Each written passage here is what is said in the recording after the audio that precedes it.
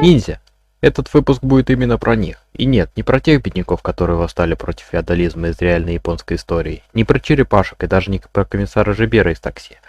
Ниндзя! А вот про этих.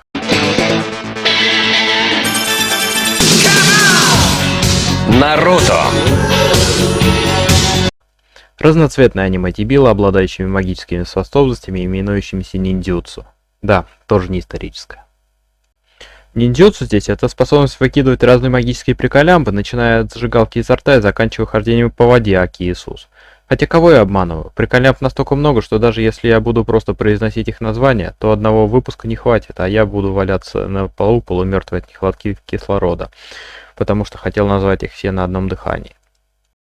Ниндзюцу работает при помощи маны, чакры, которая присутствует в каждом человеке в виде целой системы наподобие нервной. И скажу я вам, мне нравится, когда способности берутся не просто так из воздуха. Мое уважение. Немного расскажу о главных героях. Наруто, главный персонаж данного тайтла, носящий имя той кругляшки в рамене, который, будучи ниндзя, нарядился в максимально незаметный для деревни, скрытый в зеленой, мать ее, листве, оранжевый. Его старший коллега, конечно, пытался образумить и даже подогнал костюм, но он же главный герой, вы что, его должны все видеть. Постоянно орет, что хочет быть старостой своей деревни, а после ухода своего бойфренда добавилась новая фраза и целая куча мемов. Сасыч! Почему ты не хочешь вернуться с нами в деревню? Внутри этого дегроида живет злобный кицуна громадных размеров, который пытается выиграть тебе путь наружу, но в этом ему мешает охуенная татуировка на животе нашего любителя рамена. Еще этот кицуна убил родителей Наруто сразу же после рождения последнего, поэтому фаната Доширака воспитывал Хокага. Ну как воспитывал? Вот. Саске, более прошаренный в плане одежды, он может быть незаметным хотя бы ночью, мрачный и немногословный персонаж, талантливый ученик и гроза женских сердец, первый поцелуй которого хочет украсть любая тянка на районе, но мы-то знаем, какой вайфу он достанется.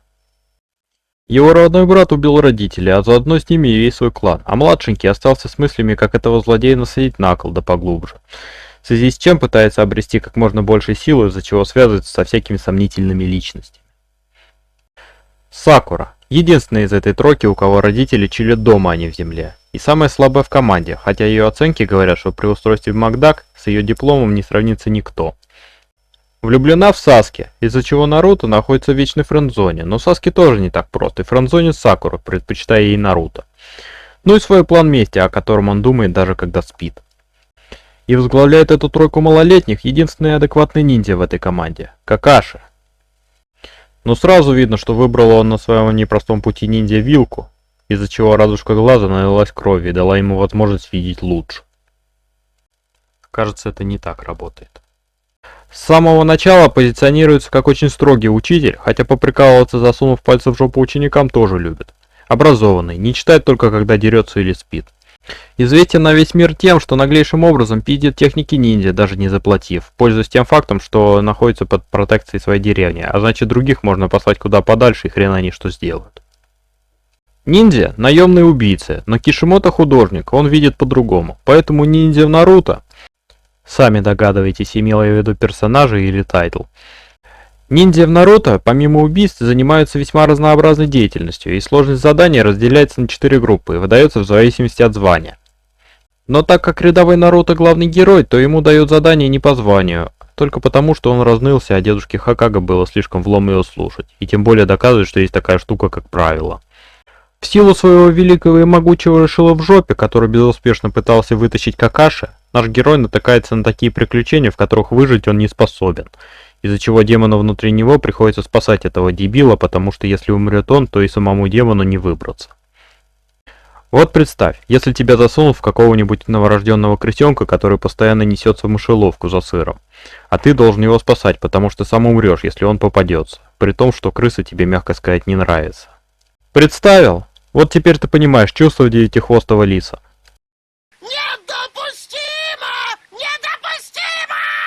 В то время как Наруто Узумаки занят получением пизды от последствий своих же действий, Саски видит в уголовнике Аркадия охуенного сенсея, и тот уводит его за гаражи, приговаривая: мне нужно его тело. Оу май! Сакура, упустившая возможность украсть первый поцелуй последнего из учих, не могла стоять на месте при виде такого безобразия. Но Саски не учили, что девочек бить нельзя, поэтому он ее вырубил и побежал к своему сэмпаю.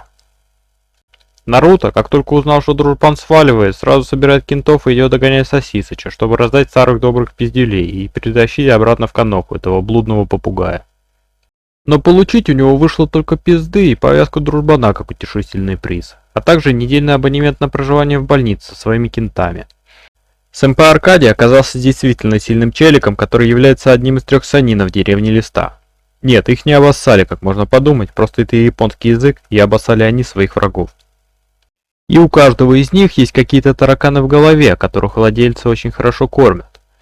То один 50-летний постоянно шатается, подглядывая за девчонками и выхватывая за это каждый раз, то вторая берет целую кучу кредитов и микрозаймов, просаживая все деньги в казино.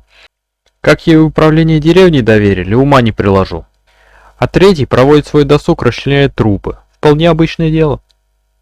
По классике жанра, вся тройка милипиздриков находит себе учителей из этих самых санинов, благодаря чему Какаши смог спокойно вздохнуть со словами «наконец я от них избавился». А то уже который месяц премии лишают, книжки лишние не купить, еще и орут постоянно. В целом, первый сезон мне понравился, и оценка ему 8 хвостов из одного 9-хвостого, чисто из-за количества филлеров добрую половину сезона. Это был простой обыватель. До встречи. Думали, это все? Ха! Теперь я буду выебываться тем, что у меня есть флейта, и я даже могу на ней что-то сыграть. Приятного прослушивания.